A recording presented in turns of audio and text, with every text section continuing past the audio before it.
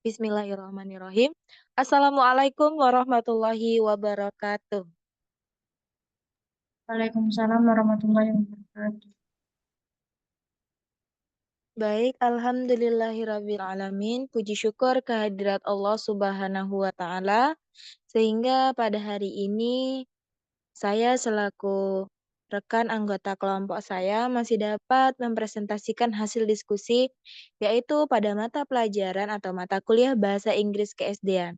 Yang terhormat dosen pengampu mata kuliah Bahasa Inggris KSD-an itu sendiri yaitu Ibu Atika Ulia Akmal, SPD, MPD.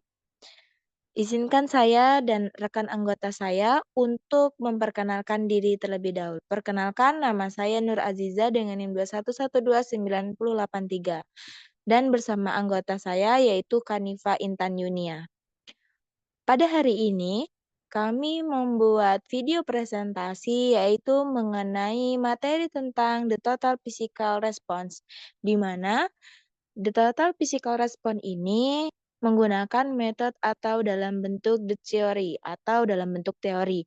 Nah, kami akan membahas tentang pengertian, tentang bentuk, tentang teori, dan tentang peran dari physical response itu sendiri. Sebelumnya, saya akan menjelaskan terlebih dahulu mengenai pengertian total physical response. Pengertian total physical response.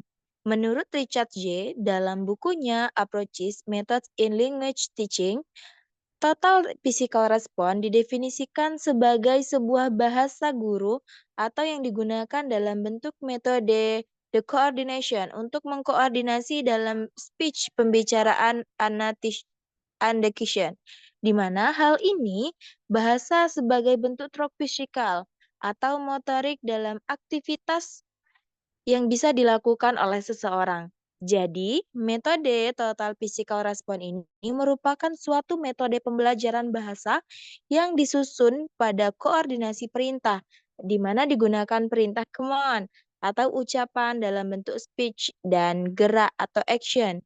Nah, dengan adanya total physical response ini, berusaha untuk mengajarkan bahasa melalui aktivitas fisik atau motorik.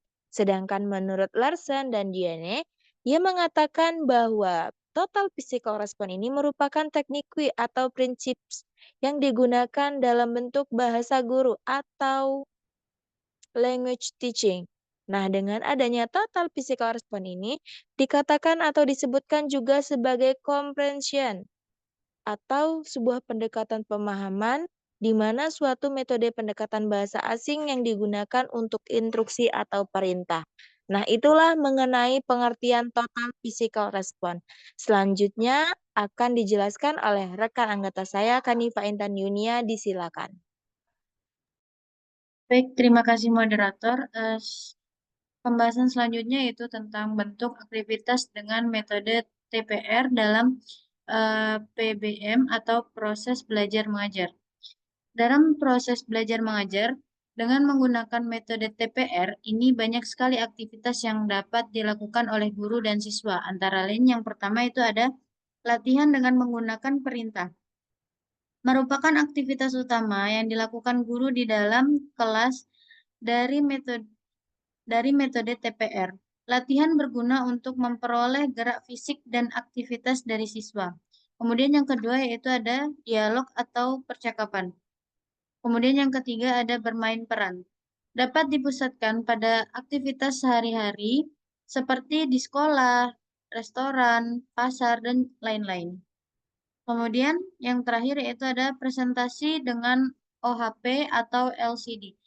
Aktivitas membaca atau reading dan menulis untuk menambahkan perbendaharaan kata atau vocabularies dan juga melatih pada susunan kalimat berdasarkan tenses dan sebagainya.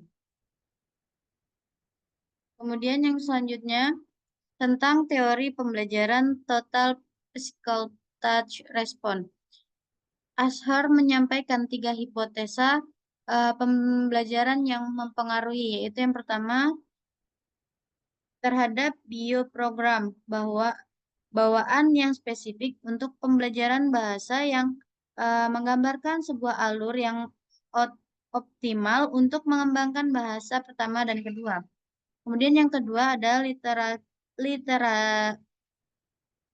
literalisasi otak menggambarkan fungsi pembelajaran yang berbeda pada otak kiri dan otak kanan. Kemudian yang ketiga ada stres, mempengaruhi aktivitas pembelajaran dan apa yang akan dipelajari oleh peserta didik. Stres yang lebih rendah kapasitasnya, maka pembelajaran menjadi lebih baik. Kemudian materi selanjutnya tentang peran pembelajaran total physical touch response, yaitu ada peran terhadap siswa. Siswa dalam metode total physical response mempunyai peran utama sebagai pendengar dan pemeraga. Mereka mendengarkan dengan penuh perhatian dan menjawab secara fisik perintah yang diberi oleh guru. Siswa dituntut untuk menjawab secara individu dan secara klasikal. Siswa hanya mempunyai sedikit pengaruh atas materi pembelajaran karena materi ditentukan oleh guru yang harus mengikuti format yang pembelajaran berbasis imperatif. Kemudian peran peran guru. Asar menekankan supaya peran guru tidak lebih banyak mengajar dibandingkan menyediakan peluang untuk belajar. Guru mempunyai tanggung jawab untuk menyediakan jenis pajanan, bahasa.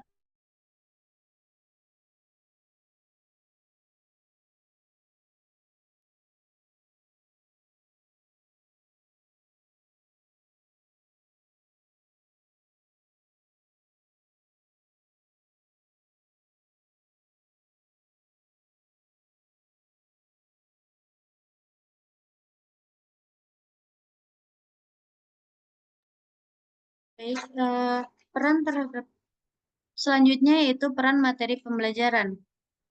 Secara umum, tidak ada teks pokok dalam kelas dengan metode TPR. Materi pembelajaran dan realita akan meningkat peranannya pada langkah-langkah belajar berikutnya. Bagi yang benar-benar pemula, pelajaran bisa tanpa menggunakan materi tertulis karena suara guru, tindakan, dan isyarat mungkin akan menggunakan benda-benda yang umumnya ada di kelas seperti buku, pena, piala, dan mabel. Kemudian peran yang terakhir yaitu peran metode TPR atau metode Total Physical Response.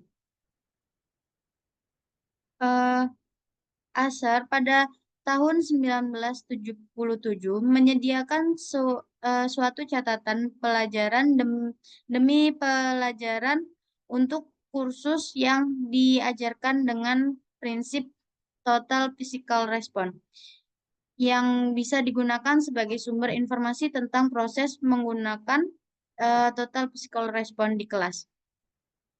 Kursus tersebut diadakan untuk imigran dewasa dan terdiri dari 159 jam pelajaran di kelas.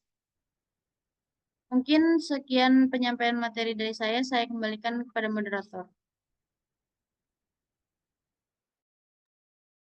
Baik, terima kasih atas materi yang telah disampaikan oleh rekan saya, yaitu Hanifah Intan Yunia.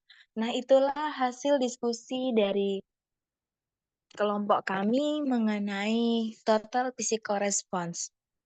Mungkin hanya itu yang dapat kami sampaikan dan kami presentasikan. Untuk diskusi tanya jawab kita lakukan di forum diskusi yang telah disediakan di e-learning.